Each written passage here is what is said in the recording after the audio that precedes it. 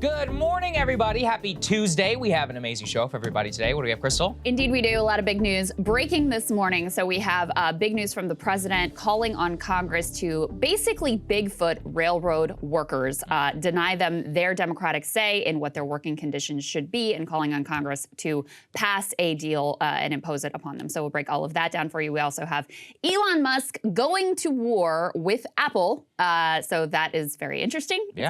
There's actually a lot to say about it. It's sort of 100%. complex and nuanced and all of those good things.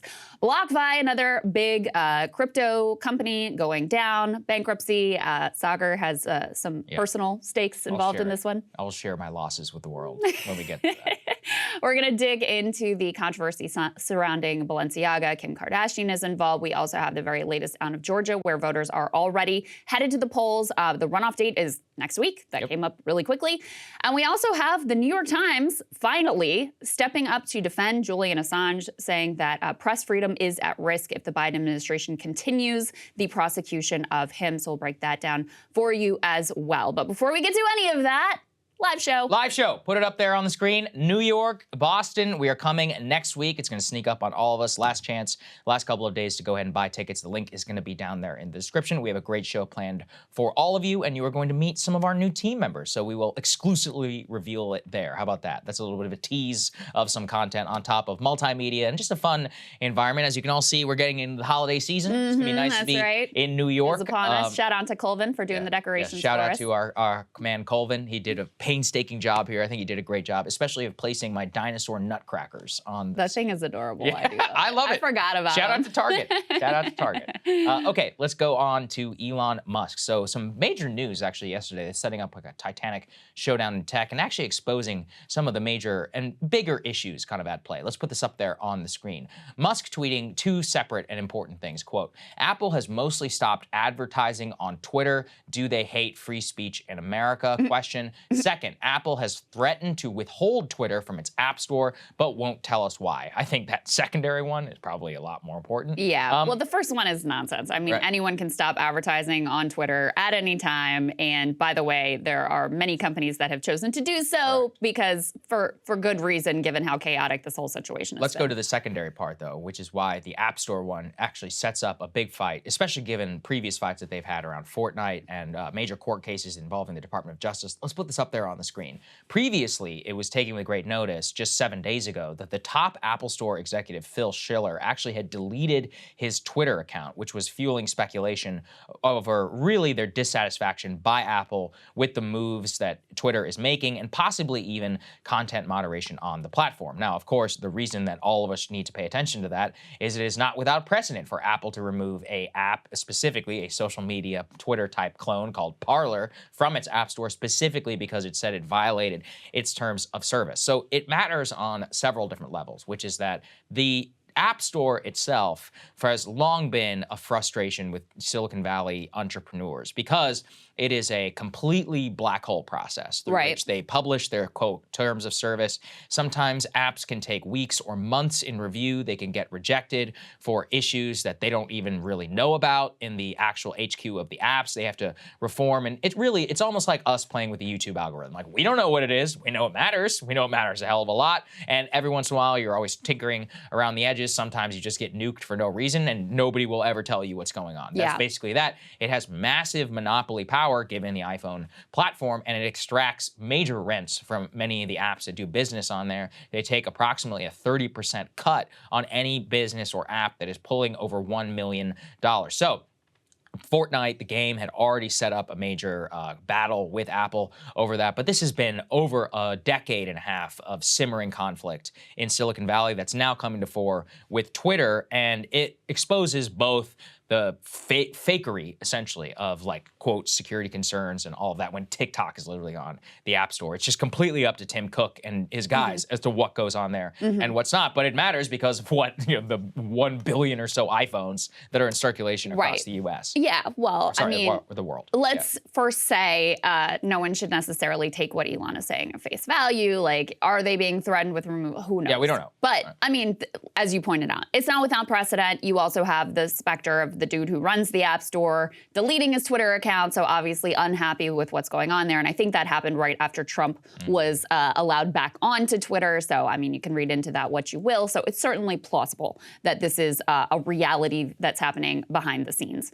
I mean, the problem here is monopoly power. Like, yes. Very clearly. It's very simple. Matt Stoller can come on and tell you all about it. Like, the reality is, the issue is that Apple has so much power in this marketplace that even if you are a relative giant like Twitter, I mean, Twitter obviously like a big player, you still are subject to the whims of what they decide to do, let alone if you are a smaller developer. And not only are you subject to the whims of like whether they decide to let you exist on the App Store, you're also subject to exorbitant fees. I mean, they take a massive cut. It reminds me a lot of Ticketmaster, to be honest with you, but like, you have no choice. So really at bottom, the issue that that this all comes down to is monopoly power. And if we let's actually skip ahead to the fourth element that we have here. One of the former employees of Twitter wrote an op-ed for the New York Times. The head of trust and safety says this is what could become of Twitter. And, you know, there were a lot of pieces of this that were kind of interesting.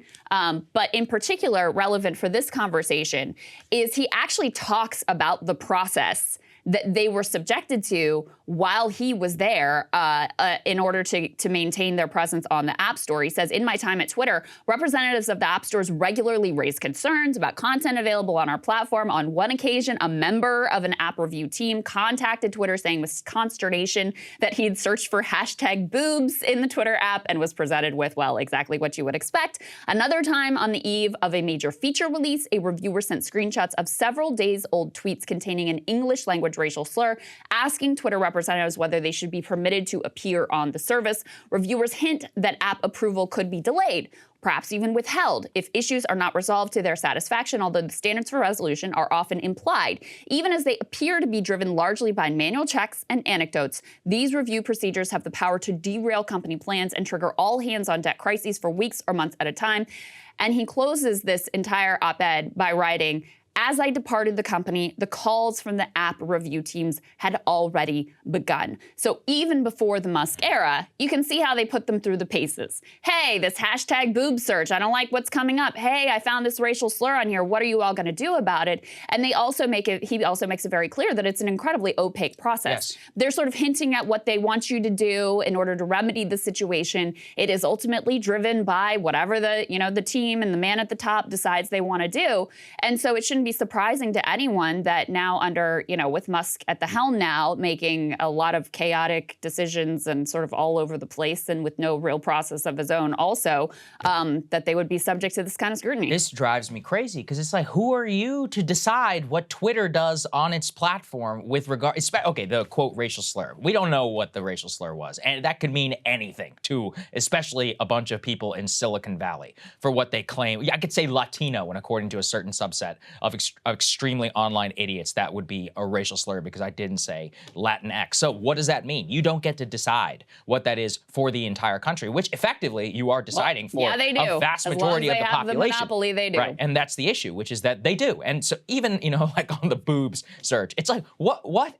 Twitter is not a pornography app. And it has all been. Also, if you were going to ban it at this point for that, it's outrageous. There has been pornography on Twitter since the very beginning as set policy. So now all of a sudden you're just changing. Look, once again, if you were literally going to allow Chinese spyware on your app store and you're going to try and ban Twitter because they brought Trump back, like that is a whole level. That is a level of hypocrisy and of outrage that I did not even think to appear possible. But zooming out from the dynamics of Twitter specifically or the Apple Store specifically, you see here with one billionaire in control of Twitter and the total capricious decision-making. He says, we're going to have a council, we're going to have this process. And then he's just like, I'm going to just make whatever decisions I want. I'm going to put up Twitter polls and then decide based on that. It's just totally subject to his whims.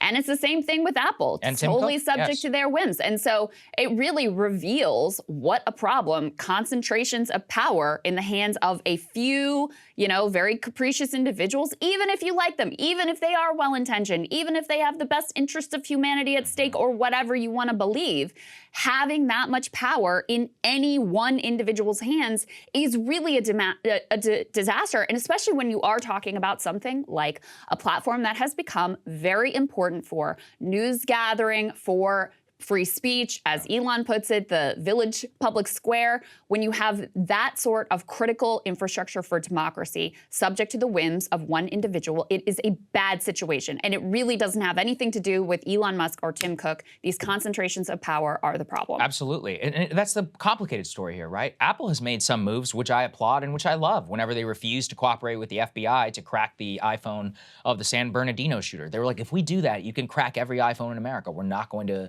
help you do that. And I was like, wow, that actually, stood up to the Department of Justice on that. That takes some serious courage. And they've invented lockdown mode to try and stop, the Pegasus system. Yeah. So I'm like, these are all good things. But then on here, as you said, like completely capricious, they can do whatever they want and ban an app based upon arbitrary editorial standards. That's the other one. Are you a platform or are you an editorial publisher? You can't decide. Like individual tweets appearing on Twitter, that's like us scrutinizing individual reviews on the App Store. It's ludicrous, especially at scale, and it's obviously politically motivated. And so I think the core issue where I hope some people might be able to converge on is, this is a crazy system. We cannot have this. The Google and the Apple App Store have to be subject to some basic legal regulatory frameworks through which we all decide that these are the standards through which you are able to regulate. If you want to set individual policies on pornography or whatever, but then it has to be consistently applied, and the Right. DOJ should be able to come in and say you're not consistently applying the standard. Same with respect to free speech. I mean, this is why it also drives me crazy. All of this free speech and all that. We have a legal doctrine. It has been adjudicated now for 200 plus years in the U.S. Supreme Court. Pass a law that says that subject to editorial standards on all platforms in the United States technology, that as long as it's within the bounds of the First Amendment. I was looking back on their statement with Parler. They said that Parler had violated its terms of service and had not taken adequate measures to address illegal activity on its platform.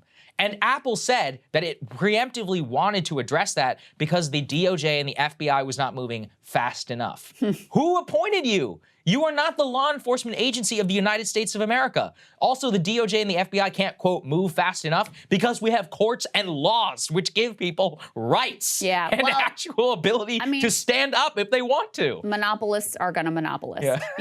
That's the bottom line, right? They have a monopoly. They're going to throw their weight around however they want to throw it around. And it really is up to the government and to the Congress to deal, and to the judicial branch too, by the way, to deal with these concentrations of power, because there is no way that Apple or Google or Twitter or any of these companies are going to rein in their own power. There's no way they're going to, make what's happening here in this process transparent for the public good. Like, they're not going to do that on their own.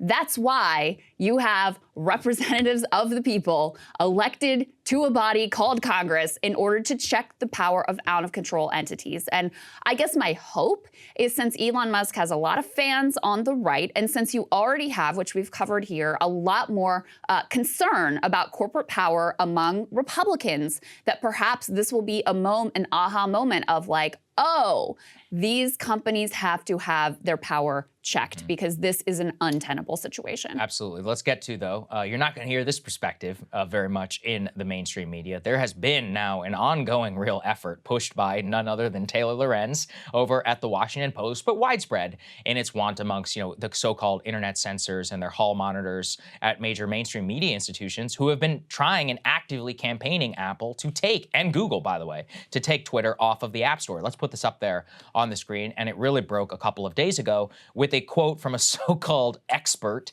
in the Washington Post. Quote, they say Apple and Google need to seriously explore booting Twitter off of the App Store. What Musk is doing is existentially dangerous for various marginalized communities. It is like opening the gates of hell. I also do love how he did not need to specify. He just said, quote, various marginalized communities. This is Alejandra Caraballo of Harvard Law's Cyber Law Clinic, which is the fakest title that I have personally ever heard. heard in academia. But look, you're reading through, and you and I were talking about this before the show. This news article written by Taylor Lorenz at The Post is titled, quote, "Opening the Gates of Hell, Musk says he will revive banned Twitter accounts." It reads like an op-ed. It does. Asking Apple and Google to take the Twitter off of the App Store. This is none other than an activist op-ed masquerading as a news article. I, unlike these people, think you are free to say what you want. Write an op-ed, but don't masquerade as news. This is appearing in the technology section of the website, Krystal. I shouldn't be surprised at this point, but I continue to be surprised. I mean, I read through this article and I thought, surely, you know, okay, you lead with the expert who was allowed to think whatever they think. You lead with the expert opinion. Surely you're going to have someone, you know, maybe 3 paragraphs in who has the opposite take of like, oh, actually, this could be good. And here's the arguments in favor of free speech. And yes, it gets messy. You know, the old ACLU position. No. Totally one-sided. It's just person after person after person with quotes very similar to this. And like, yeah, that's fine. If you're like writing a monologue for a show, that's like your opinion. Or if you're writing an op-ed for the very important large newspaper that a lot of people read and get their views from.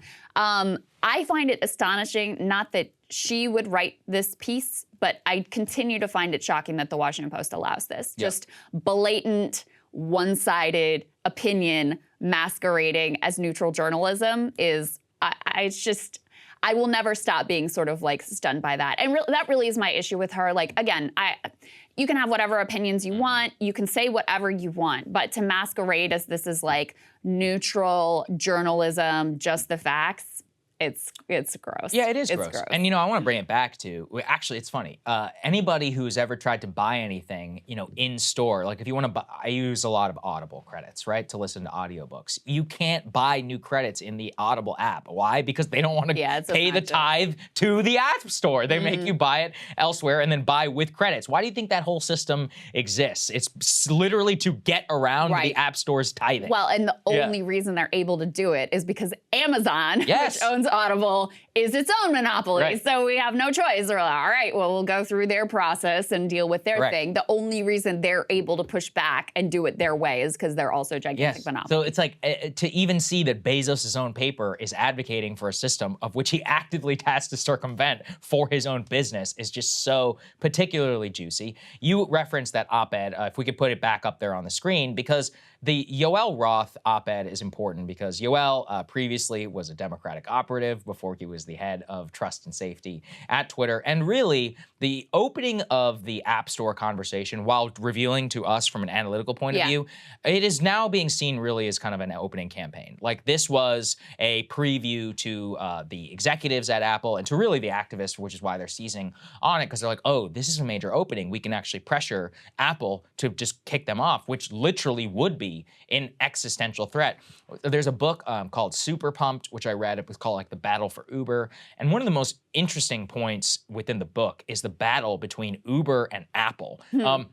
Over the amount of information that Uber was able to collect about you on your phone. And there was all kinds of insane ways and code that went into people's apps and geofencing. I encourage people to go read it because it's actually an interesting kind of corporate story. There were scandals in the beginning of like them tracking journalists, and it was like, it was crazy. Yeah, that's what happened is that they basically put a geofence around Cupertino, and they were like, well, we'll have one app that exists over there, and then one app that exists in the rest of the world. So it would pass review, but then wouldn't go into effect elsewhere. And they had an entire software system. It's a fascinating book. They also made a Showtime movie about it. Not as good, but it's all right. Super pumped. Everybody go and check it out. The point is that it just shows you again that Uber, which was a multi-billion-dollar corporation, itself was having to play crazy games and spend hundreds of millions of dollars trying to circumvent the Apple App Store so that they could continue to do business. I also want to underscore what you said earlier about these advertisers. Let's put the Business Insider tear sheet up there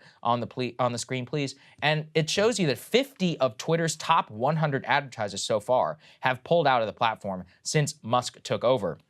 And as you said, part of the problem is that these 50 companies have spent over $2 billion in the last 2 years. Musk is, of course, saying that they're, against free speech and all that. I think it's certainly possible, but he did himself no favors on two fronts. Number one, that initial Paul Pelosi tweet floating the conspiracy, that was a massive mistake because it just showed that since all editorial standards are up to him and he doesn't have particularly good editorial standards, well, that's just not going to be trustworthy on top of a major undeniable activist campaign against, basically against Elon right now, getting these Twitter advertisers to stop with him. So it's a combination of he didn't even give them a plausible deniability about how he's trying. And at the same time, Twitter Blue was a disaster. Allegedly, by the way, it's supposed to roll out tomorrow. I haven't seen a single announcement about that. So who knows when it's coming. Yeah. He's changed things up and said we'll have different types of check marks and all that stuff that's coming. Well, we'll see. But the business itself of Twitter, it's actually in danger right now. Bad shape. Because they were getting like 90% of their revenue from advertisers. Yeah. Previously, it was like, their exclusive source of revenue. Obviously, the new efforts to have more like subscription style revenue, those have not come to fruition yet. So they're in a major hole. And I do want to point out, like, activists, part of their free speech is being able to call on these companies to abandon the platform. And by the way, I don't think most of these companies needed much encouragement because there are a lot of places to advertise. And you look at the really chaotic decision-making. You look at the fact that, things that he said he was going to do, he then immediately reverses. I mentioned the Content Moderation Council, that gets thrown out the window. Then it's like ruled by Twitter poll. Then it's, the Twitter checkmark thing is rolled out and it's pulled back. I mean, it's just a total, all the parody accounts that sprung up when we had a minute where you could pay $8 to get your check mark and whatever. All these companies, I'm sure they're looking at this and like, we don't need this right now. Maybe we'll come back later, but we have a lot of places we could spend our advertising dollars. Yes. We read the analysis of one of the people who was like basically in charge of placing ads for a significant sized company. And they said another thing that people are discounting is because you have such staff turnover, they had a whole bunch of different people in the course of like 2 weeks who were assigned to their account. So they're just like, no, we're out. That's not a war on free speech. That's just business people making business decisions, which, I don't always love either. And I do think it's bad that these platforms have their entire content moderation policy essentially dictated to them by what corporate America is comfortable with. That is a major problem. But this is 100% predictable, completely predictable. No, he made a mistake, and look, I support free speech on Twitter. I absolutely support even the revival of some banned accounts just because I don't think it should be within the power. I support President Trump being unbanned. Yes. I mean, I don't really enjoy having his obnoxious voice around, but I think it's the right decision. Yeah, exactly. And I think, look, it's not always comfortable to live in free speech and open society, but having lived in the alternative, I will take this any day of the week. And finally, let's get to this. Let's put this up there on the screen. Elon now saying that the Twitter files on free speech suppression will soon be published on Twitter itself.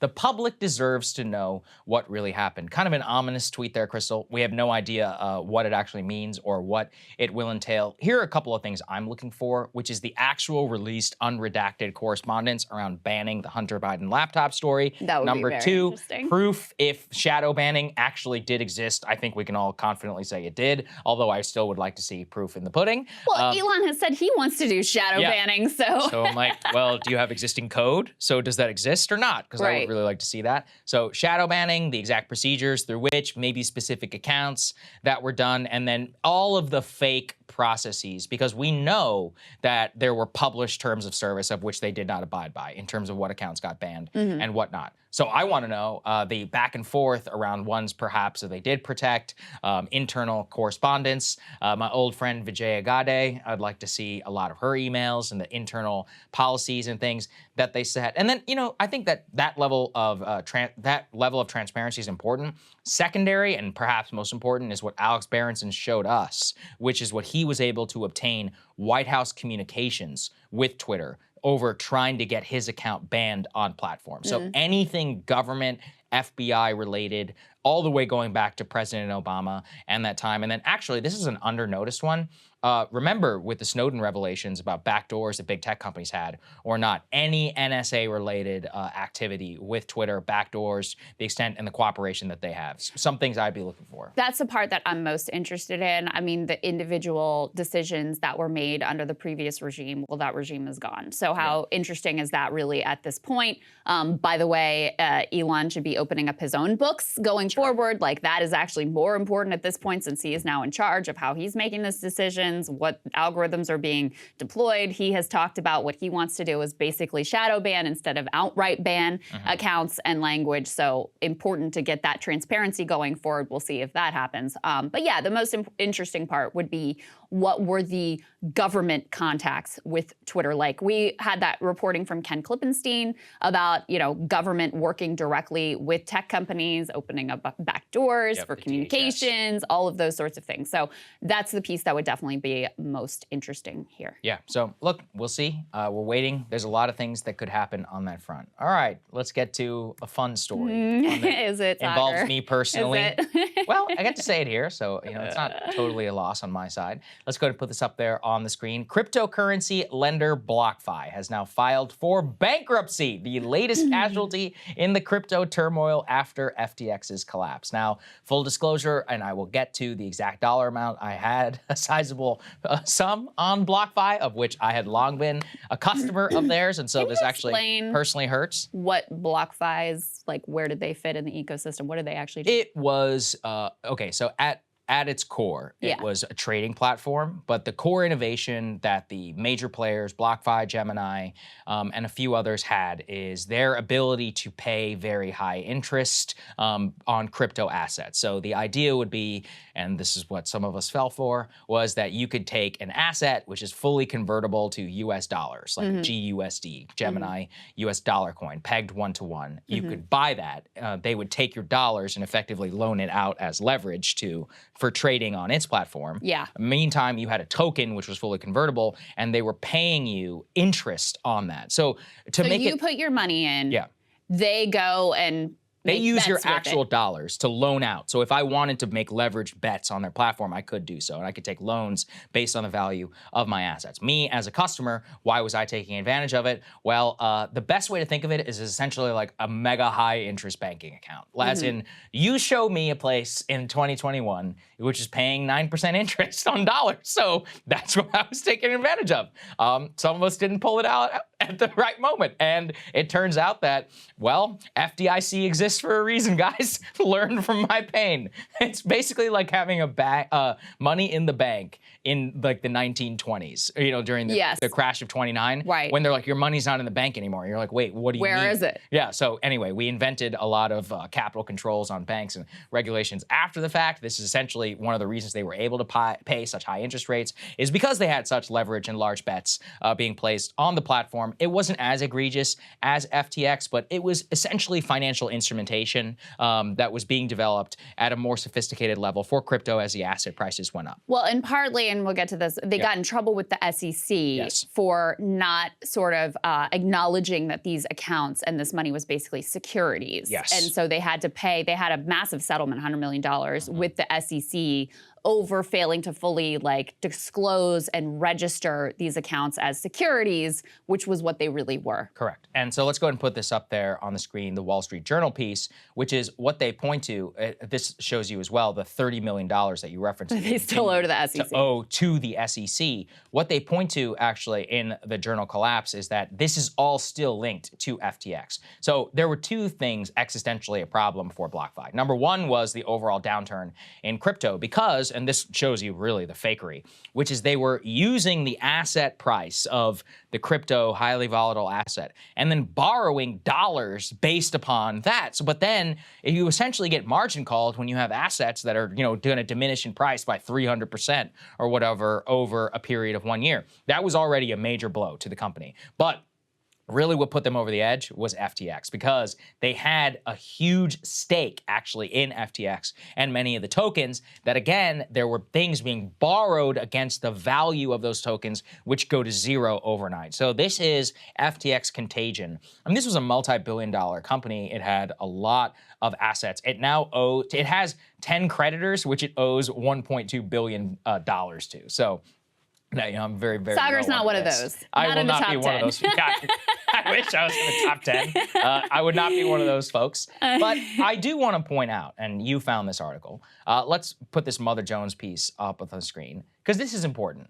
There were a lot of people who were not filthy rich, who had money on these crypto exchanges. They wanted to invest, and they lost everything on FTX. And now a lot of people also lost everything that they had on BlockFi. And what they point to are really majority younger men, much like me, 25 to 30 years old, who saw these not only enormous returns, but really, sophistication. They saw people getting rich. They saw, opportunities there that don't exist in traditional banking or even in equities markets. And they're like, hey, this is an opportunity to like jump ahead in line on the system. Yeah. This is my opportunity to buy a house. And, we could sit here and, cry for the SEC to not get 30 million, but it's a lot of guys who were trying to save up for a down payment, a mortgage, who looked at this as their life saving shot. And I'm not going to say, it's been a crippling blow, although it's still pretty bad for what I lost. But a lot of these guys, it was their actual life savings, which is gone, like 6 figures. Yeah, it's really sad. You had people who really believed in the dream, who, like a lot of young people, are looking at the housing market, are feeling like, I am never going to be able to afford to buy a house. They interviewed one guy who's trying to buy a home in his home city of Vancouver, which is one of the most expensive real estate markets in the entire world. And they thought, okay, this is an escape from the situation that I'm in right now. And they went all in. And, they particularly in this article, why I thought it was important and why I thought it was interesting and why I thought it was sad, is because they tie it directly to people who are trying to buy homes. Yep. And they have some numbers here from Redfin, finding that 1 in 9 first-time home buyers said that selling cryptocurrency helped them save for a down payment. Wow. 8.8% of buyers in the third quarter of 2020 claimed they had used crypto gains to buy their houses. So the number of people who were using crypto gains as when the market was hot, when it was going up and up and up, was steadily increasing. And it makes sense because, we cover here, you have to have a 6-figure income now to afford the mortgage payment on your average American house. We've also covered how you need so much cash up front that basically if you aren't independently wealthy or you don't have parents who are going to give you a few $100,000 as your down payment, you're just screwed. Yeah. And so I can totally understand how people saw this as like, okay, I'm in this job, maybe I'm doing okay in the job, but I can never imagine how I'm going to get off of this treadmill and actually be able to start to build some wealth and just have the basics of the American dream of the house. And so they fall for the rhetoric, they fall for the hype, they end up going all in, and it's really sad. It just is really sad. They interviewed somebody here who, he hasn't told his wife yet. She didn't really know how much he had in. And they talked to somebody who normally was really on top of moving what he had around and making sure that it wasn't going to get lost. But he went out of town for a weekend. And in that time, FTX goes bankrupt and you're just you're done. So the level of just pain that this caused. With FTX alone, you had over 1 million people who, lost a huge amount of money, some of it really significant to them, some of that they thought was going to be what really changed their life. And they, were ultimately completely defrauded. Yeah, look, on a personal level, this is a good lesson because, and let's put it up there on the screen. This is the exact dollar amount. It's $5,590. So I'll live, but it hurts. And the reason that I did this was greed. Let's be honest, which is that at the time there was no asset paying 9% it was, you're looking at a company like this, you're like, hey, it can't go bankrupt. How's that possible? It's a multi-billion-dollar company. There's no way. What could go wrong? You're they're paying 9% interest. There's no bank account on earth that's paying 9% interest. Too good to be true. You don't want to put money in the equities. This was my thing thinking. I was like, well, you don't want to put money in the S&P 500 because that's volatile. You're like, that could go up and down. That's got 20-something% up, down. It's down 14%. You're like, this is safe. You're just sitting there. It's your cash. It's just earning interest on that. I wasn't doing any crazy leverage. But look, it's a good lesson that these FDIC and other institutions, they exist for a reason. Yeah. Very painful lessons that we all had to learn in the 1920s. And yeah, I mean, I think, I'm a micro, I didn't put my life savings in there. Although, at the time when I invested all that, that was a lot of money for me. And that was one of those this is an important lesson to see. You're like, wow, like the trust in the institutions, and like, you buy into, oh, well, it's a regulated company, right? Like, even though they had their fine on the SEC, they had billions of dollars on platform, all this, it was all fake. It literally dried up overnight. It's gone. Because it's ultimately built on nothing. Yeah. I mean, crypto is... It's not pegged to anything. It's not pegged to anything. I mean, it's literally just an invented currency. And I know people say, well, so is fiat currency. Yeah, but the American dollar is backed by the American government. Like, it's a thing. We have an army. We have a Federal Reserve. We have a Treasury. We have a whole lot of people, like, paying taxes. There's a lot of stuff there. And you can use a dollar to buy goods and services, which never came to fruition in any real way with crypto. So the whole thing could sustain as long as you had people believing in the dream and getting more people in and more people in. And as long as the balloon kept inflating, it was fine. Yeah. But then the minute that, and this was part of what exposed that some of the rhetoric around this wasn't true, the crypto was the first thing to collapse when the markets start to turn south. And that's counter to some of the rhetoric in the community. And so the minute that the air starts to come out of that balloon, it's just domino after domino after domino. And, this being sadly the latest one. Sorry, Absolutely. Saagar. Let's go. That's all right. Look, again, it's one of those things where it's a lesson. At least I get to share it with everybody here. So don't fall for the easy schemes. And I have some things are too good to be true. I mean, it was too good to be does true. come down I was to like, that, I cannot believe it's paying like 8 or 9% interest. Like, this is nuts. And I was like, wait, so it's like, you don't even have to risk it. You just put it in there and you get your interest on your money. Look, I got lucky. 2017, I bought Bitcoin, even where it is right now. I was long a believer in this. It was one of those things where it's like, you literally couldn't exist outside of in the equities market. So I fell for the hype, just like everybody else. And anyway, it's a painful reminder, but at least I get to share it with all you fine people. On a much bigger level, let's go to the next one. This was reporting from David Dayen, which is very important. Yeah. Let's put it up there on the screen. Congress members tried to stop the SEC's inquiry into FTX. There is a caucus known as the, quote, Blockchain 8, consisting, it's bipartisan, of Democrats and of Republicans, who wrote a letter in March attempting to stop the SEC's information requests to crypto firms, including FTX. They say, quote, my office has received numerous tips from crypto and blockchain firms that the SEC is reporting requests to the crypto community are overburdensome and don't feel particularly voluntary and are stifling innovation. That was listed in March 16th of 2022. So not sent that long ago. And lo and behold, not only had they received personal donations from FTX and from other crypto associated super PACs, but they were actively bullying the SEC to try and stop them for information requests to these major crypto platforms. It's totally ridiculous. And by the way, it might have worked because the SEC did send requests for information from FTX. They were looking into, okay, what's going on here? Concerned about some of the very issues that ended up being, total fraud from FTX. And this group that is getting campaign contributions from FTX and from the crypto industry at large, they write this letter pressuring the SEC, and lo and behold, the investigation stops. Yep. So there is some evidence that possibly, it's correlation is not causation, but it may have worked.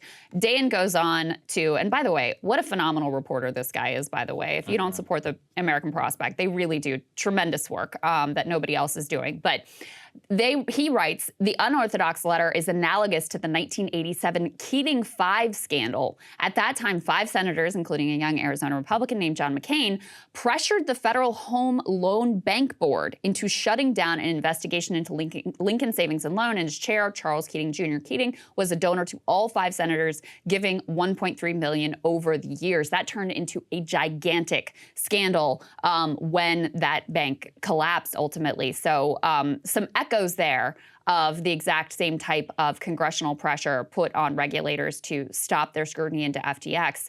And, you know, I think it's a very important thread to follow because there were a lot of members of Congress. I mean, SBF was famously playing big time in Democratic primaries in particular, throwing a lot of money around, getting glowing profiles, palling around with all kinds of members of Congress, and really sort of creating from scratch a gigantic influence operation. And I think that, digging into how that all unfolded and what he got for the money that he was giving and other crypto industry players is a really important piece of this. Yeah, absolutely. I mean, I think the most important one is really just that it shows you that there were major attempts made by government, by Congress members who took money from these crypto-associated platforms, as well as FTX, that actively tried to stymie the SEC investigation. I've got my monologue today on really a media scandal of pretty crazy proportions where they effectively did not investigate SBF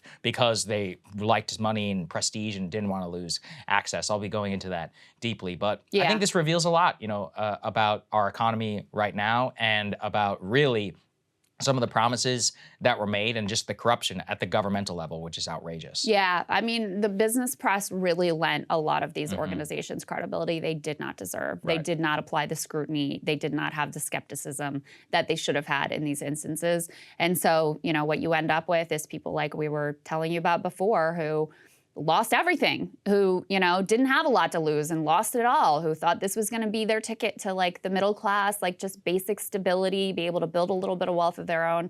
And now it is all stolen from them. So ultimately, it's just a heartbreaking story.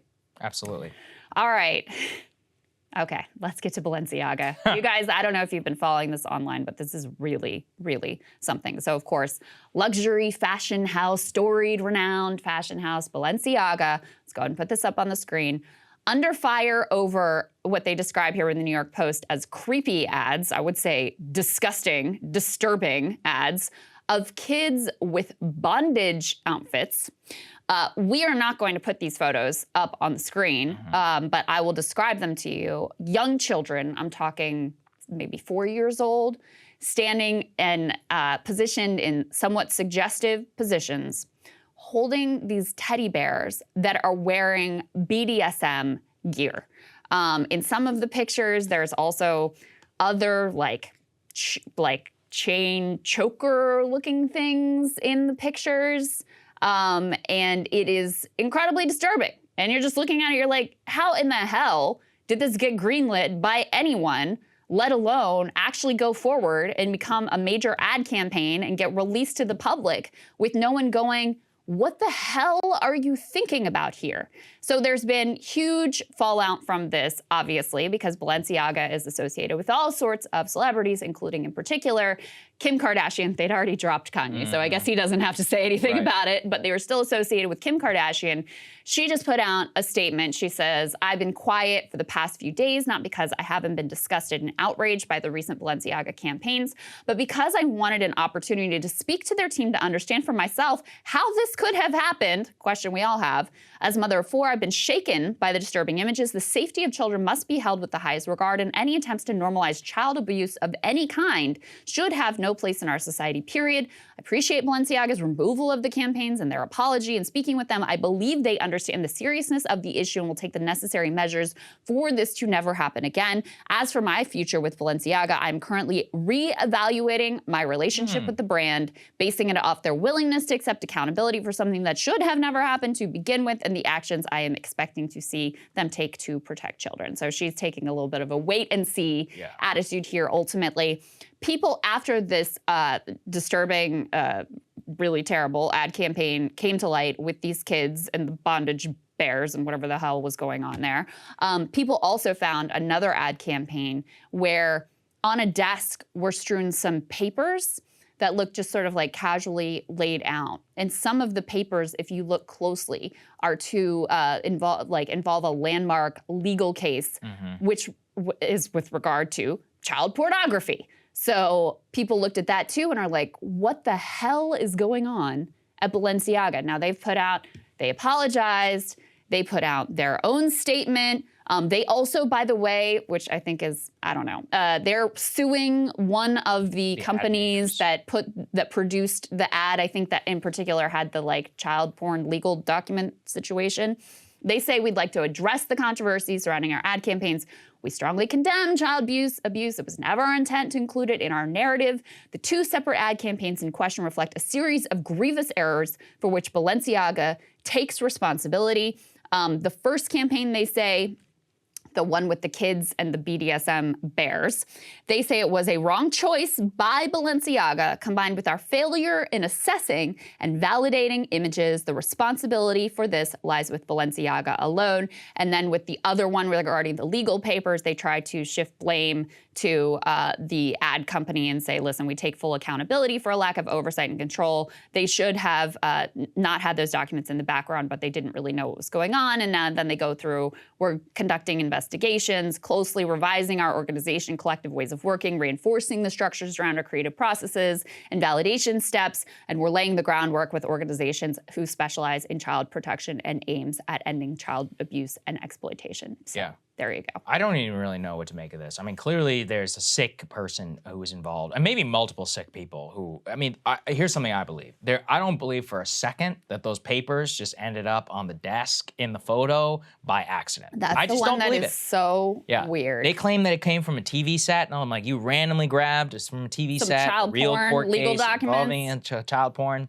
Yeah, something tells me that there's a sick individual involved in this process. But, I mean, it does go to a really gross element on Balenciaga's part, which is, you know, they claim independence from this entire ad campaign, but I'm not so sure because there have been other allegations around like having baby dolls at fashion shows, some other really sick stuff. And, you know, for us, it's very hard for us to parse like what is what is conspiracy and then what is actually true. Right. But, you know, from what I have seen, the photos are correct in terms of their use of dolls that they had people wearing at fashion shows. And really on this ad campaign, I mean, they're trying to blame this ad company, suing them for $25 million so far for extensive damages. But does the campaign really, do the photo shoots just happen in a vacuum? Like somebody somewhere had to have editorial direction to try and put these teddy bears and put these kids in like crazy, I mean, they don't even deny sexualized positions. Their acceptance of that campaign. Okay.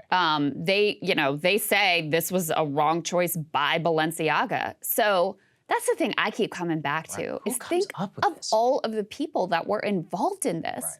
And no one was like, guys, this is gross.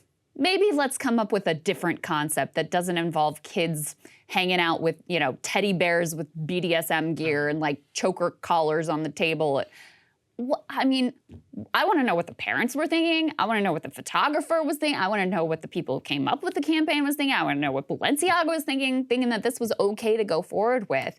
It's disturbing on every single level. It's not the first time the fashion industry has played with like, you know, indulging the fantasies of pedophiles to appear like glamorous or artsy or whatever the hell they think they're doing here. I remember watching that documentary on Victoria's Secret and Les Wexner.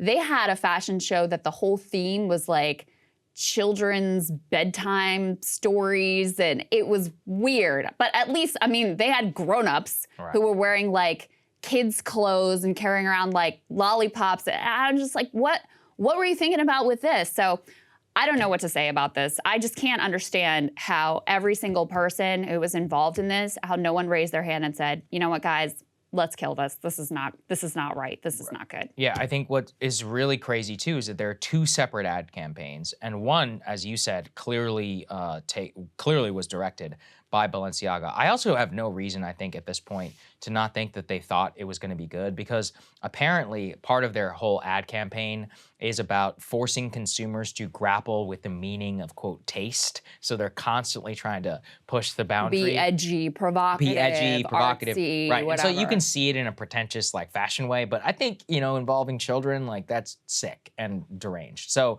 look, I just think of the very basics, I think there needs to be a very thorough investigation by possibly a law enforcement entity.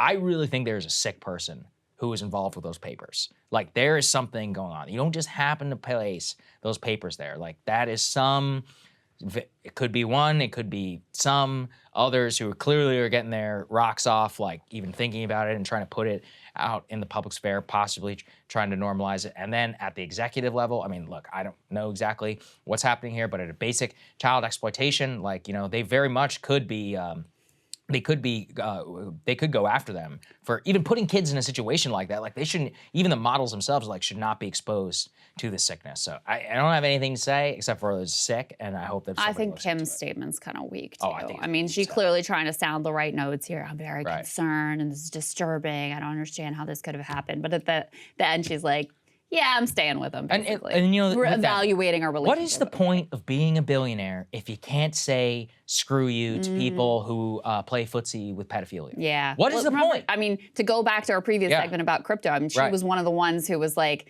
actually called out by the SEC for pushing one of these scam crypto, schemes that ultimately ends up completely collapsing. Of course, she gets paid in cash, so it doesn't matter to her what happens to all the people who ultimately invested in this pile of dog poo that ends up instantly collapsing. So not a lot of scruples there. No, I really don't get it. You know, she's a mom, so she has multiple small kids. It's like, you should know better than anybody about how sick this is. And, you know, I don't know.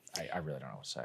Okay, turning to domestic politics, the Georgia runoff is actually going on now. Voters are already headed to the polls. Of course, this is Raphael Warnock versus Herschel Walker. Not really the rematch, but neither one of them was able to get past that 50% benchmark in the November vote. So that sent them to this runoff.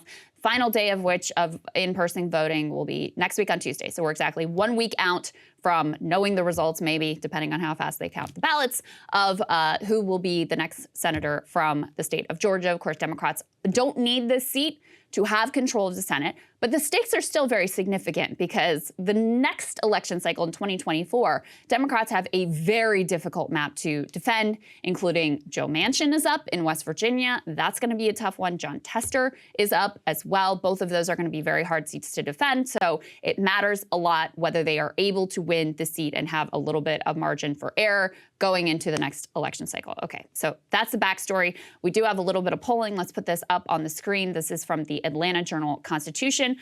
They have an interesting age breakdown here. Warnock apparently leads voters between the ages of 18 and 49, so under the age of 50, by a 24-point margin. So he's cleaning up there. However, Walker has a 9-point edge among older voters, older than 50, and 90% of those older voters are extremely motivated versus only 75% of the voters younger than 50 who share that intensity. This poll, the top line numbers here, Saagar, commissioned by the AARP, has Warnock at 51, Walker at 47. That is, though, within the margin of error of 4.4 percentage points. And it also shows that Warnock has a sizable lead, 54-39 over Walker among independent voters. So Walker has done a better job so far, according to this poll, in the runoff of consolidating Republicans completely behind him, which, you know, Georgia's still a pretty conservative state. So in the original voting, he had an issue with, you know, Republican voters who were actually voting for Brian Kemp and then splitting off and voting for Warnock. Here, he seems to have consolidated the Republican vote, but he is behind in terms of independents, according to this poll. Yeah. One of the things that's interesting here is the former president, Trump, has decided, let's put this up on the screen, he's decided he is going to stay away from Georgia. It says he's going to have a limited role in the Georgia runoff. You will recall that that the last time we had a pair of Georgia runoffs, Trump did come to the state. I think he did 2 separate rallies, didn't end up working out too well for them. Trump, of course, is basically the entire reason that Herschel Walker is the Republican nominee, but he and Walker have both decided that it is best if he stays away at this point. Yeah, lots to say about this, which I think is interesting. Namely with Trump, and what they point to is that exit data actually shows us that 1 in 3 Georgia Republicans says, quote, they are not supporters of the Make America Great Again movement.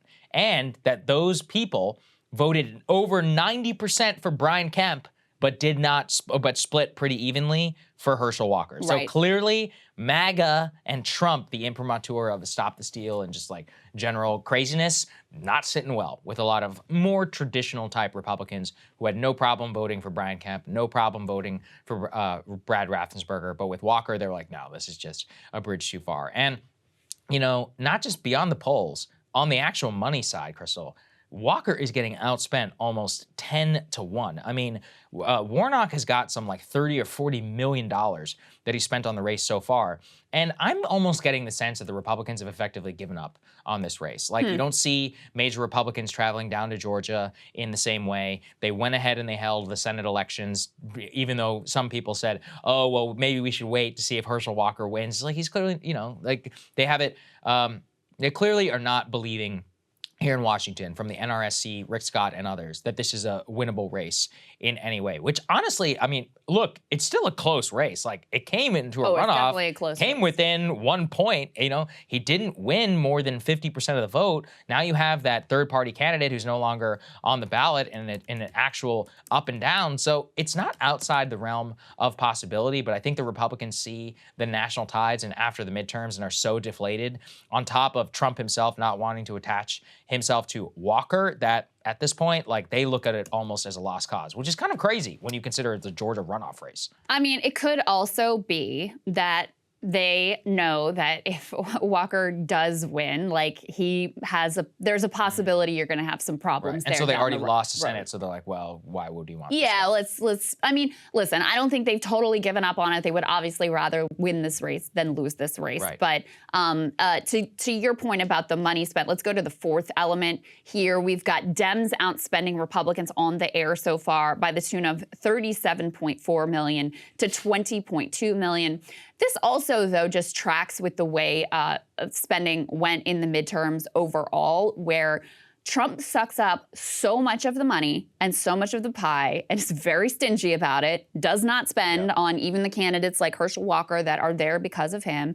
Then you had Rick Scott, head of the NRSC, spending wildly early on races like Colorado and these places they didn't have a prayer at, and a lot of questions. I mean, Republicans are calling for the NRSC to be audited because of the wild spending and waste of resources from there. I mean, Mitch McConnell has really become the big money player and, apparently can't do it alone here. And I think Democrats also just have a stronger grassroots fundraising base that they can go back to. And I really attribute that and blame Donald Trump for that in terms of the Republicans, because the grassroots base essentially gives to him over and over and over again, and he hits them up constantly, rather than, donating, for example, to Herschel Walker here. We covered how Trump was technically raising money for Walker, but if you read the fine print, 90% of the money was actually going into his coffers.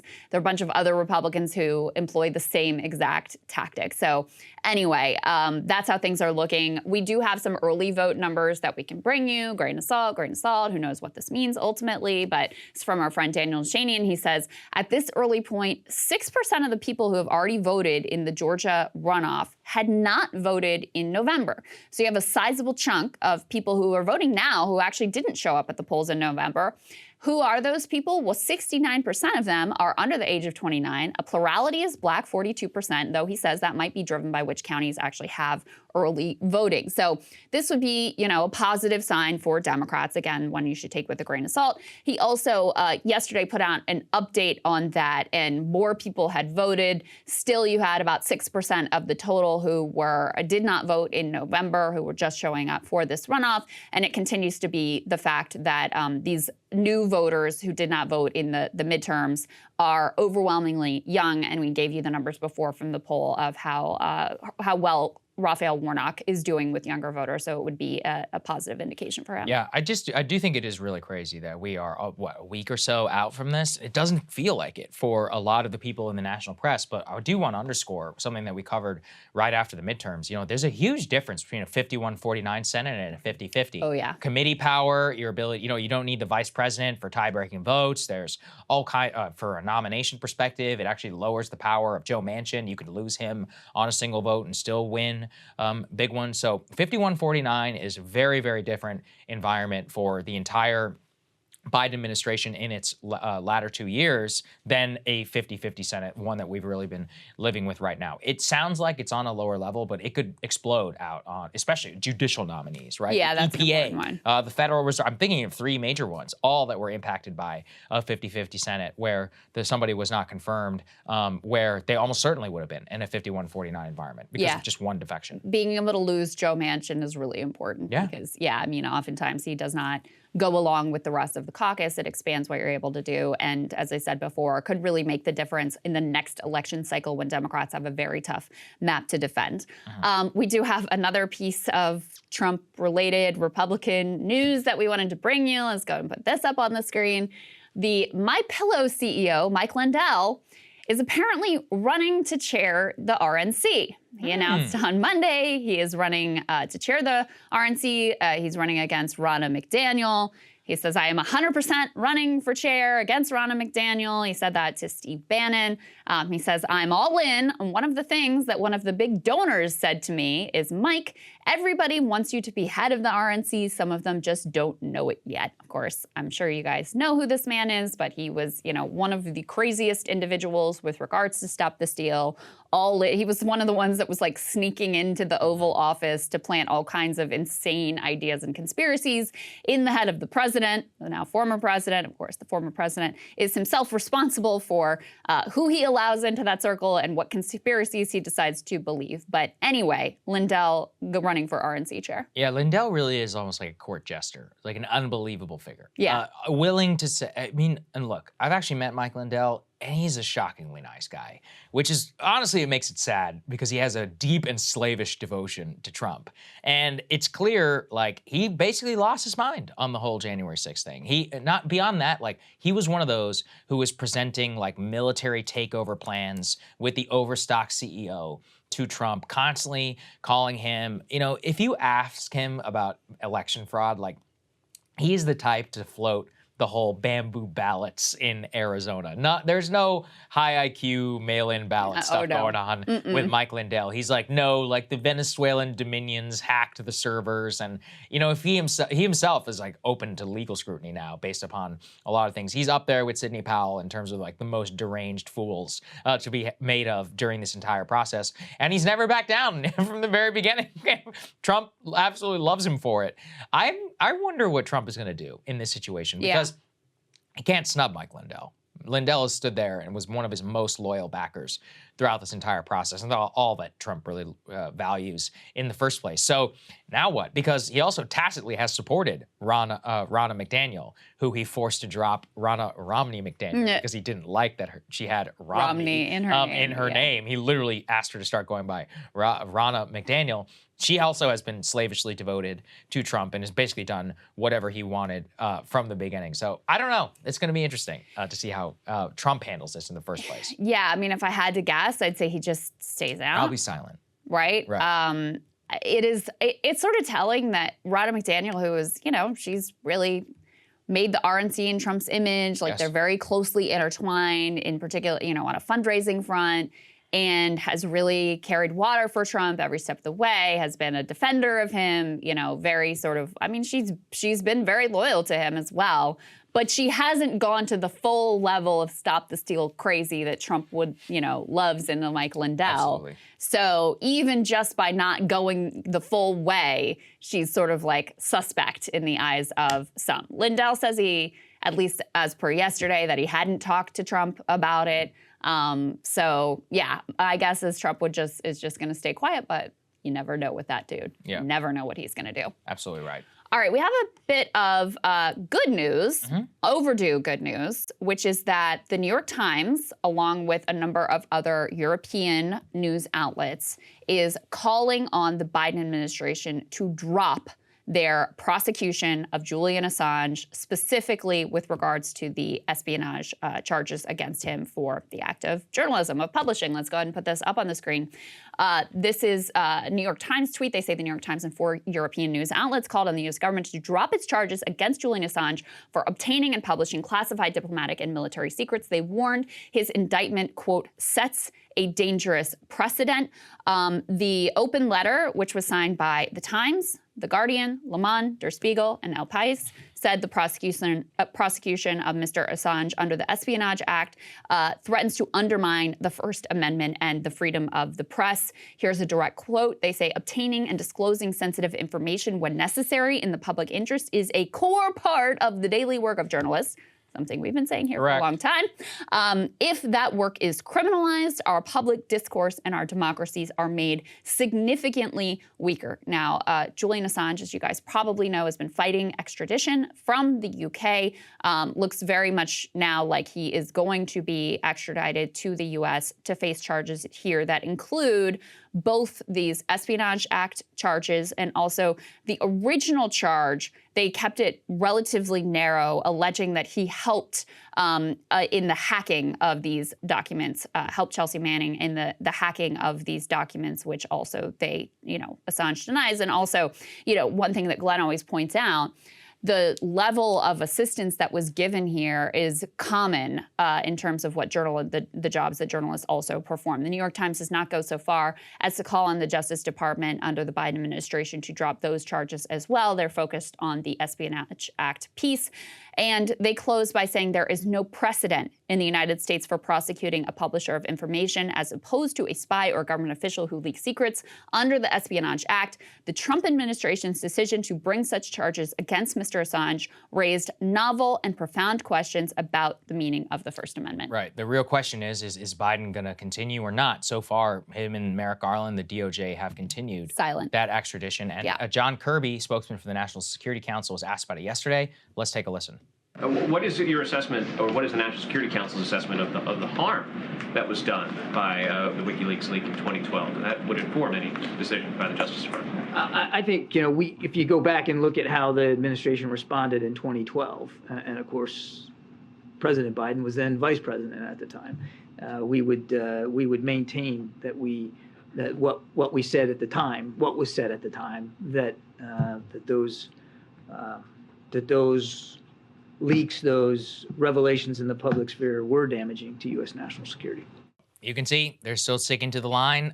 No indication yet that they're going to listen. You always have to square it with the Biden administration made a whole big show about being pro First Amendment. Yeah. They're like, we're going to stop doing subpoenas on the press, and like we're going to stop some of the worst things that the Trump administration did in some of its persecution of the media on a legal level that actually started with the Obama administration. But guess what? Like, if you continue this, you are effectively criminalizing publishing information. We do this. Any of us are in a position where we could be prosecuted under the same law. Weird, sketchy people contact me all the time. And they're like, hey, we have this information. We vet it, but what if it's stolen? That's not my fault. They're the ones who stole it. Our job is to get information out there, as much information to the public as possible, regardless of the consequences. The consequences are other people's faults. It's not ours to grapple with. So what Kirby said there is also interesting because, he says, okay, we assess this was damaging to U.S. national security, which I think is bullshit because if it had been, we would know about it. We would know the instance. We would know what happened. They would have screamed it from the rooftops. We would all be able to recite in, chapter and verse exactly what the damage to U.S. national security is. But also, that's not really the question here, is it? So when he says, go back and look at what they said in 2012, well, guess what the position of the Obama administration was in 2012? It was, we cannot charge Julian Assange without criminalizing journalism. That was the Obama-Biden position.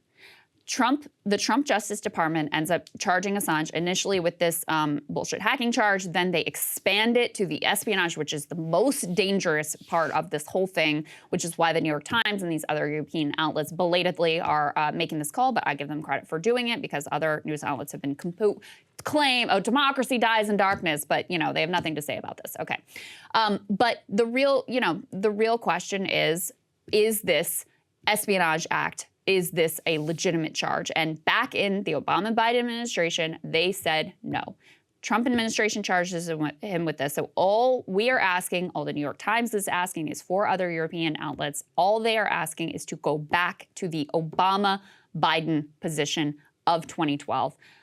Do I have confidence they will do it? No, I do not. But it is heartening, at least to see a news outlet standing up partially to their own rhetoric about press freedom and protecting their own right to publish and do acts of journalism. Well, these papers in particular, because they're all the ones who worked with WikiLeaks back in 2011. So on many of the diplomatic cables, leaks, et cetera. So look, we all know it killed the Times and many of these others do this. They hate Julian Assange because of the Hillary Clinton leaks. I don't care how they feel about it. As it has always been the point, that doesn't matter. They take pains, which I think is important in the piece that they published too, to say this has nothing to do with Hillary Clinton and WikiLeaks. This is about the disclosure of the Bush administration's war crimes, effectively.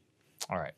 All right, one more piece for you here, guys, which broke yesterday. We have been covering, of course, the possibility of a mass rail strike. To walk you back through this, because this is a complicated process, it's governed by special railway labor law, which is why this process is a little bit different.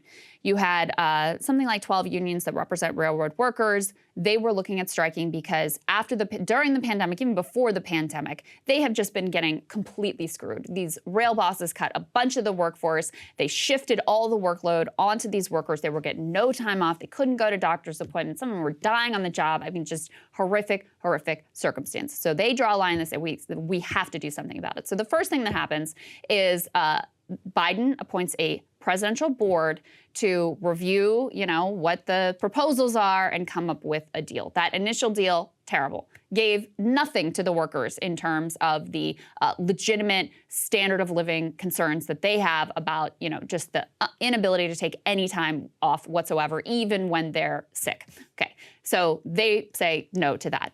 Then we're coming down to the wire with a possibility of either these workers going on strike or the rail companies locking them out. Either one would obviously be crippling to the economy. So the Biden administration convenes the rail bosses and the union leaders, and they come to a tentative agreement, which is marginally better for workers, which includes like 1 day off instead of the no days off that they were getting previously.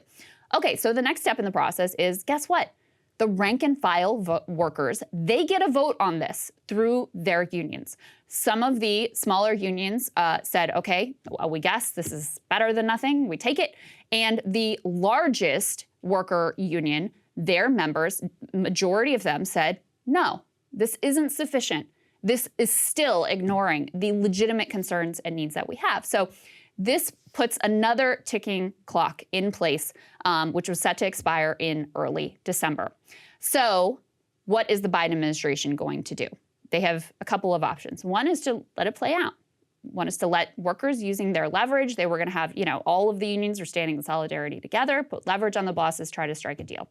Two is they have the option to go to Congress and force a deal on the workers and on the bosses. Well, we now know that President Biden, and Nancy Pelosi is backing him up, is calling for Congress to act and force down a deal on these workers. So then there's a question, okay, well, what deal? Because you could call for anything. It doesn't have to be the tentative agreement that workers have already rejected. But they're going with the tentative agreement, completely silencing the voice of all of these workers who, through democratic means, said this is not good enough, and siding completely here with the railroad bosses. And it is very disappointing and disturbing to see. Jonah Furman has been tracking all of this very closely. He has been compiling voices of the workers who are getting screwed here, and they are just absolutely apoplectic. Biden's statement he put out was like, oh, I'm so sorry to have to do this. I'm a pro-labor president, blah, blah, blah. But ultimately, again, you have another choice, which is even if you say, listen, shutting down the railroads is a disaster for the economy. We just can't let it happen. Okay, well then put a deal to Congress that includes the time off and the sick days that the workers are asking for. It really is not ultimately that hard. And as I said, Pelosi has already put out her own statement saying she's going along with all of this. Yeah, I really do think it bears looking at the basic facts, which is, look, I mean, I think that these guys are very much negotiating in good faith. Like, all they wanted was to get sick time and leave, right? Like, that's it. And the deal that was negotiated at the table with Biden was not done in good faith by the rail companies. And based upon what I can see, Krystal, it's because the bosses, they feel no need to negotiate because they have the Railway Labor Act on their side. Yeah, that's they right. know that they have a supermajority in Congress, which is willing to back them and force a deal down these guys' throats if they want to. They know that Congress is going to back Capitol at the end of the day. And Marty Walsh, by the way, the labor secretary, had already cut the legs out from under the workers by hinting that this was the direction that they were going to go in, which of course killed all of their leverage from the jump. You know, I have the statement here from Biden. He says, I'm calling on Congress to pass legislation immediately to adopt the tentative agreement, again, the one the workers explicitly rejected between railroad workers and operators. Let me be clear, a rail shutdown would devastate our economy. Without freight rail, many U.S. industries would shut down. True, but that doesn't mean you have to push the tentative agreement that was rejected. He goes on to say, as a proud pro-labor president, I am reluctant to override the ratification procedures and views of those who voted against the agreement. But in this case, where the economic impact of a shutdown would hurt millions, I believe Congress must use its powers to adopt this deal. So I don't really care how you feel about it, Joe Biden. I care about what you are doing. And he tries to act like his hands are completely tied here and there was no other decision he could have possibly made. And it's a lie. And he has said he would be the most pro-labor president in history. I mean, again, Jonah Furman, he's got one rail worker who said, words cannot express how effing livid I am at this administration. Biden prides himself on how he cared for his family after tragedy. I could never do that because the people in power like him would rather screw workers than stand up to effing robber barons. Another says, many of my coworkers were Democrats that went to Trump and have not looked back. This just gives them more ammo. The Democrats don't care about us. Some other highlights from texts that Jonah was receiving. One said, he's a dickhead, effing loser, RIP Democrats. And then his commentary, the Dems wonder why they're losing the working class. Yeah. So there you go. No, I mean, I'll just reiterate something I've read here before. Of the 7 major railways based in the United States, combined net income of $27 billion is up from $15 billion a decade earlier. Over the past decade, 6 of the 7 railways that are publicly traded have paid out $146 billion in stock buybacks and dividends, which is over $30 billion more cash than they invested in their business, including their workforce, of which has shrunk at the same time that they're rewarding their shareholders on Wall Street. I think this is fundamentally insane. I believe in private and private negotiations between workers and the bosses. And if they don't want to work, the U.S. government should not force you to. That is as dystopian as it gets, especially when you have a court. I mean, can you imagine being forced to go back to work by the government? I mean, That's we really need the Railway Labor Act to be overturned because, I mean, that at bottom is the problem here, is giving them this out. And then, yeah, if you're the rail bosses, you know, whether it's a Democratic Congress or a Republican Congress. The Republicans were ready to go with the original presidential board agreement, which was even worse. Whether it's a Democratic or Republican Congress, when push comes to shove, they're going to side with Capitol, even if you are the president who claims to be the most pro-labor in history. Bullshit. Yeah. Total bullshit. It's not. It's just not right. It really isn't. All right, Saagar, what are you looking at? Well, in retrospect, everyone can see something about to occur. It requires much more skill to see something before it happens. And as we've all learned, myself included, a good track record in the past is actually really not that great of an indicator on how you will do so in the future. That said, listening and looking back at the Canaries ahead of major events who ran against the conventional wisdom is vitally important to see how they arrived at their conclusions before everyone else. That's why we love stories like The Big Short, because nothing really is better than vindication. In the latest FTX saga, I've been looking for that equivalent character. Surely someone should have seen how dirty this entire business was from the beginning, especially someone in the industry. But actually, it was more rare than it should have been. And we're going to look at one particular figure who did call them out, and who looks exactly why nobody even listened to him. From what I've been able to tell, one of the only prominent people in finance to call out FTX was a short seller by the name of Mark Cohodes. Cohodes, in particular, has been vindicated by an interview that he granted on October 11th, nearly a month before the FTX collapse. Let's take a listen to what he said. No one can fucking explain FTX to me. No one can explain where SBF came from. No one can explain who mentored SBF. No one can explain, he met his partner at a summer math camp in Canada. Well, if you meet your partner when you're 10 or 12. Is that true? Is that it's like band camp? What the hell? Story. No, that's their story. That Wang and SBF met at math camp in Canada. And I know you're from Thunder Bay. But they met at a math camp in Canada when they were younger. It's profane in the most vintage Wall Street sense. It's also obviously correct. Fundamentally, all he did is ask questions. Who is this guy? Who is the partner? I've never heard of them. Where is the money coming from? How does this work exactly? The most sensational accusation is not just how Mark asked the question, it's about what he did with that information and who he brought it to. Let's continue. I employed a major news organization who was doing a story on him to do the work and to dig in, and they just wouldn't, because I don't know how much money FTX spends in financial PR to get the mainstream media off the path. Oh, well, that's interesting. Now, this is very interesting. As Mark notes on October 11th, he employed and brought major concerns about FTX to a big media organization to dig into SBF, but was rebuffed. He was further interviewed by CoffeeZilla on YouTube, and he elaborated further, noting that the news organization was actually the financial news organization Bloomberg, and that he was told explicitly they couldn't dig in. Let's take a listen to what he said in that interview. I went to Bloomberg with my pal who I was working on this thing with, and we laid it out to five ladies on the crypto team, and they passed. And they said it would be too much work, we'd lose access, it's bad for business, right? They'd hang up on us if we asked these questions. Well, at least I had the questions. Wait, I don't have a Bloomberg PR firm. denied a story with you because they thought it would lose them access and it was too much work? Yes, 100%. When? When did this happen? This happened in July. This happened in early July. They had everything. His space speaks for us all. And it brings me back to the true cover-up. It was obvious to a lot of players in the crypto world that this was all BS. But because SBF had conned his way to such fantastic wealth, it was the combination of brand, relationships he built with the mainstream media, and political donations coming from him were unfathomable to a major financial news organization whose job it literally is to investigate him.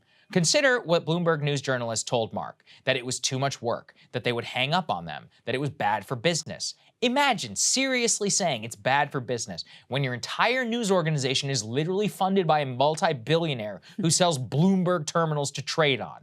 So was it bad for the news business, or was it bad for the Wall Street business? The other explanations are equally laughable. It's too much work? Seriously? What do you people get paid for? Oh, they might hang up on you? I got news for you. One of the most important skills that you need as a journalist is to do coverage where someone is going to scream at you on the phone. It has happened many times. It's unpleasant, I can tell you firsthand. But sometimes it's comical, and sometimes the reaction is confirmation you're onto something.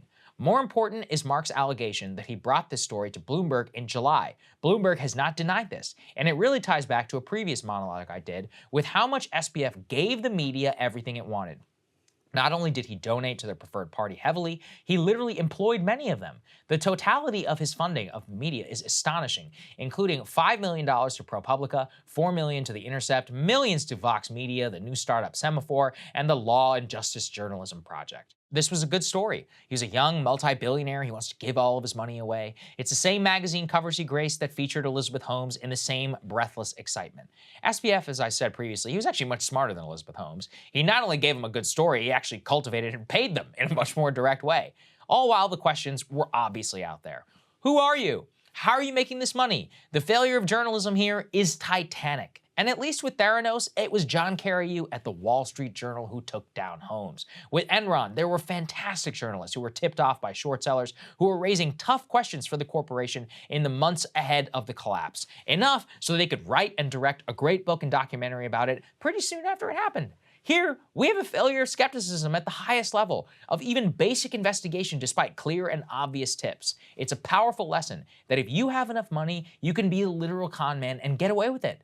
Even today, SBF is still scheduled to speak live at a major conference for the New York Times, which was booked months earlier. Now look, I support journalists interviewing him after the fact and putting him on the record.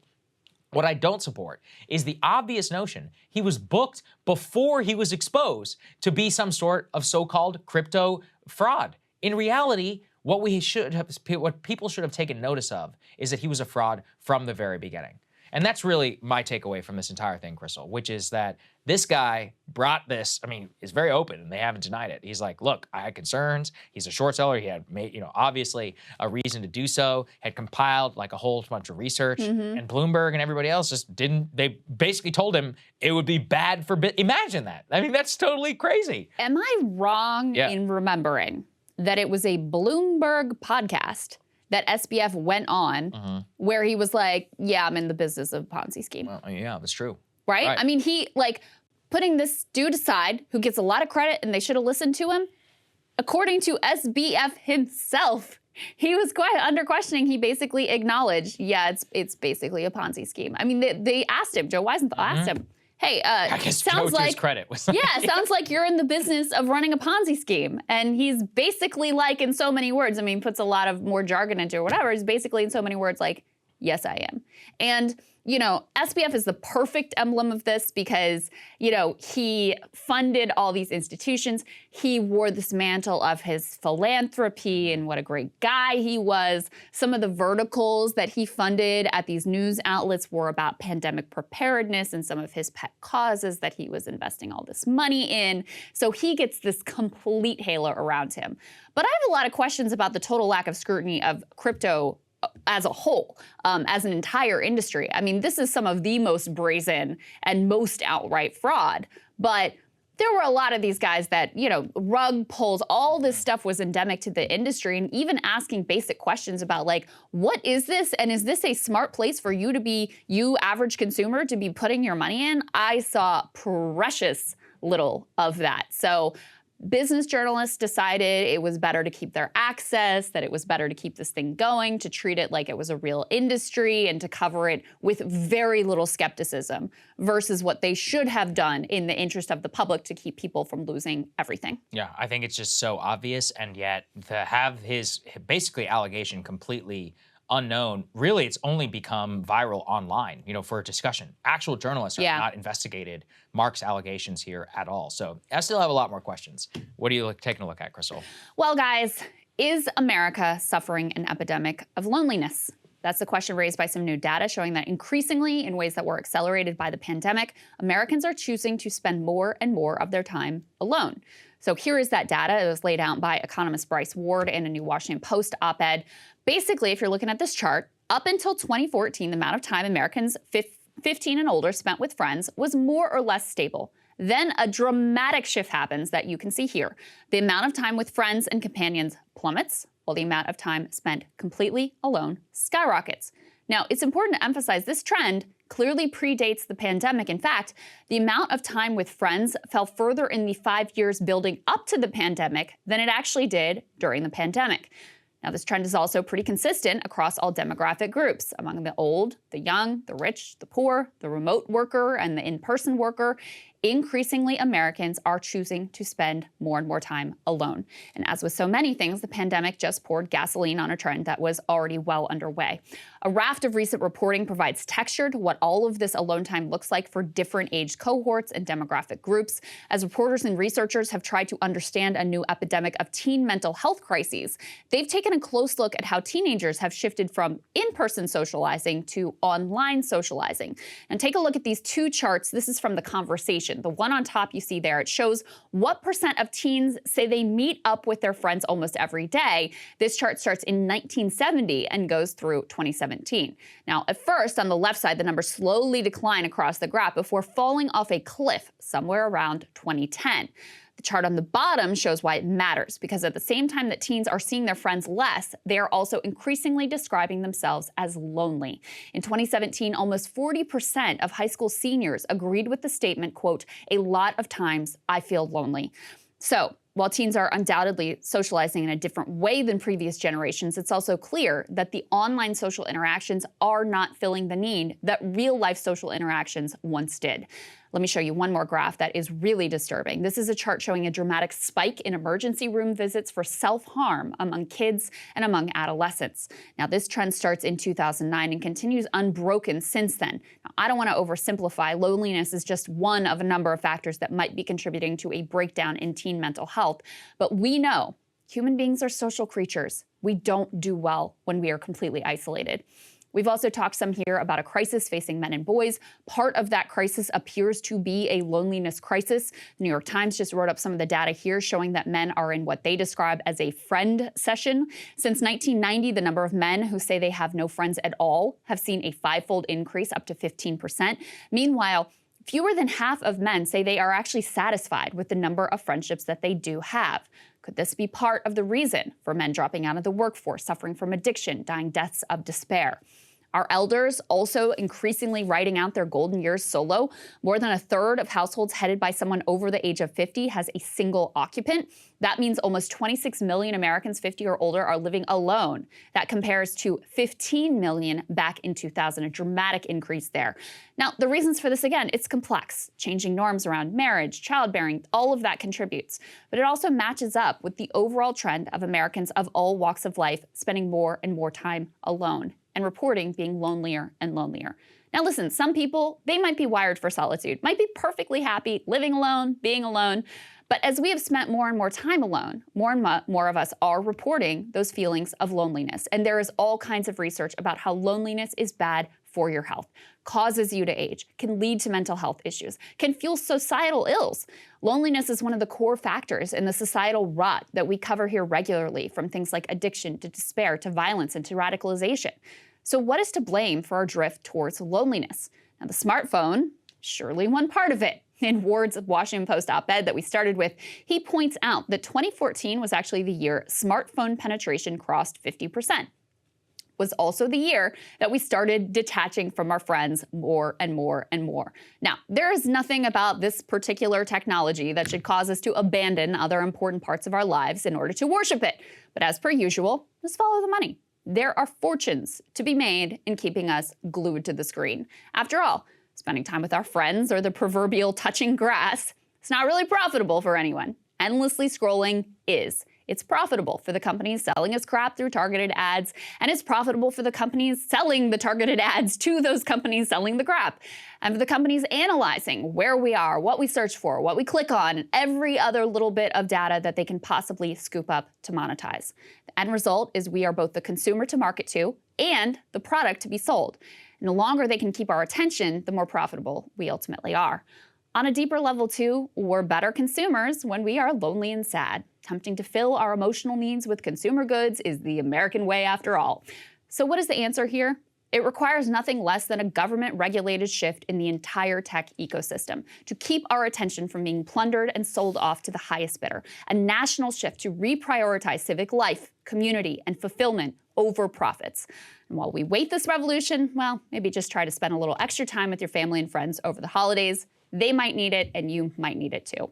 It's interesting. I happened to note all of these different pieces coming together, and you know, it's no wonder that we feel so depressed, so anxious. We are meant to be social creatures. We are meant to be together in real life. The things that we get from the phone, they're great, they're amazing. They're not a substitute for that ultimately. And it's also no surprise that it's very profitable for us to be this way. Oh, absolutely. And you know, the pandemic just accelerated all of our absolute worst trends. But you could see that, you know, there was a slight uptick back to 2019 levels of people spending time together, but not enough even from 2000. What's crazy to me is to look at that and be like, wow, even from 2013, like look at the change. Just in 9 years, we're living in a completely different world about the way that people are lonely, and then you have the addiction crisis. But beyond that, you have a rise of antisocial personalities and use of drugs in order to get better at work and to be and remain alone rather than to like actually have fun and be around other people. So I just think it's a sickness that goes really deep, and it just explains a lot of our issues that I don't know if you could put it back in the box. Yeah. I don't know what it looks like. Yeah, it's interesting. I was digging into some of the numbers around teens. And again, I want to emphasize, like, all of these things are complicated, multifaceted. Right. It's not like just the smartphone is to blame or anything like that, although I do think that's one significant part.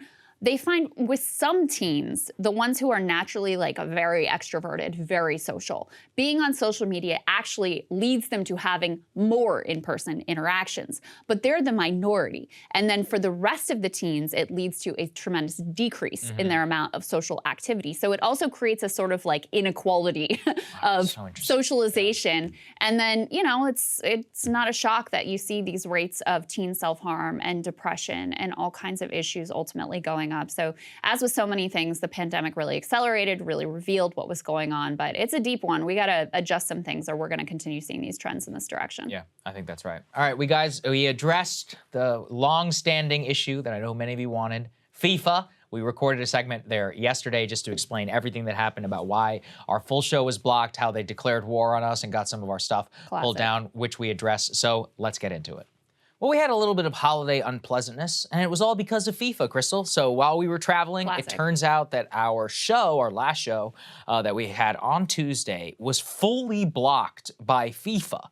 And it was actually crazy because that show, as you guys might remember, included some video, not even audio, just some video of the Iranian soccer team refusing to sing its national anthem.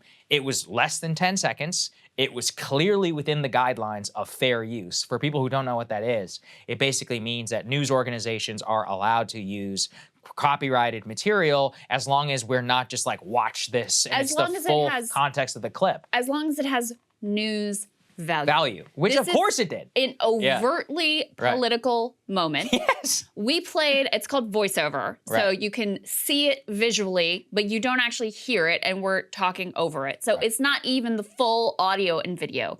It was a tiny clip, and they blocked our entire full premium show because of this 10 seconds of overtly politically, clearly justifiable fair use content that honestly we didn't even think twice about putting in the show because it's such a clear instance of fair use doctrine. Right, of course, right. And look, we have contested it. We'll see. It takes weeks in order to win. We had to previously win a fight with the UFC over that. So we have a well-established track record. But I think what's really crazy about this is they actually said, this was a notice from YouTube, let's put this up there on the screen. It says, hi, breaking points, after a manual review, copyright owner has claimed material in your video. As a result, your video has been blocked, can no longer be played on YouTube. This claim does not affect your account status. Wow, well, thank you for that. And for the context, we send our premium shows an unlisted YouTube link where they can watch it. So they claim this is based on a manual review. If it was just the public clip, I think I would understand that. And also, it's not like we're making any money off of that premium video. We don't serve ads on that video intentionally because we send it out to our premium subscribers. So it was just outright blocked. Now, look, is this because of criticism from Qatar and all that? I'm not going to get that conspiratorial, although I do think it is possible. But I do think it just shows like a deep neuroses on their part to try and block out any of this. And I mean, we cannot look past the fact that A, it was done manually, and B, this was about Iranian protesters. That's what it was about. So are they serving every news organization on the planet with such sort of notice? Oh yeah, because we were far. What, you think we're the only people who cover this? Yeah. So did they like take it down on CNN's channel? Right. Probably not. Yeah. Let's see. I mean, I would love to see that. Listen, it shows the same thing that it always shows. Number one, it is very hard to cover politics on YouTube, to cover news on YouTube, and be able to do it without fear of having these sorts of issues arise, which is why we built the business model that we built, because we knew this from the beginning. Number two, like you can't trust these people. You can't trust it to be applied fairly. You can't trust them to be applied consistently. You can't trust our channel be treated the same way as the CNN channel or larger, official corporate media channels. And so, yeah, it's a terrible situation ultimately.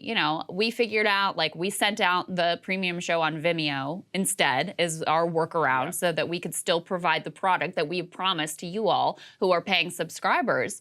But, we are at their whims, like, every day, all the time. We're always thinking about, when we're doing the show, we're having to ask ourselves constantly, like, are they going to is this going to be copyrighted? What about that music? What was it? We had a little music playing in our midterm. Oh, okay, yeah. live Actually, this stream. is fun. So we had to play a video, obviously, of Trump during his announcement, and Trump happened to have some music playing in the background. We got the whole thing got hit by copyright because there was some audio in the background of this video. When we covered, that's right. When we covered Trump's Donald Trump campaign announcing for the presidency. Okay, what can we do about that? Right. The man played some music. Obviously, this is like a clear news gathering, like core function, journalistic value, and the whole thing gets hit because he played some music in the background. So it shows you how hard it is to navigate by their rules, how inconsistently the rules are applied, and how much of a threat it really is ultimately to independent media. And it also shows why we appreciate you all who support us so much, because if you have to be at their whims, at the whims of the YouTube gods, like, they can screw you at any point in time with very little recourse. Absolutely correct. So I know a lot of you guys had questions about that, so it was important to address it. That's the full context. We've contested it. We'll see if it works or not. I'm not particularly hopeful. Again, the one with the UFC, that was when I forget the guy's name. The fighter said something about Ukraine. And again, we covered it, no question. Totally taken off, blocked. And here's the other thing. It's so ridiculous. Okay, let's say, so for that one, we're ultimately successful in the challenge. Right, but it took weeks, actually. Yeah, all the views are done. Like, at that point, I mean, it's over. Like, okay, you can technically contest it. You can have it remedied after the fact, but that show is long in the past at this point. That's part of what we do here, is being very timely with breaking news as it occurs. So if you're talking about weeks later getting a remedy, I mean, they've already screwed you. It's done. It's over. Absolutely right.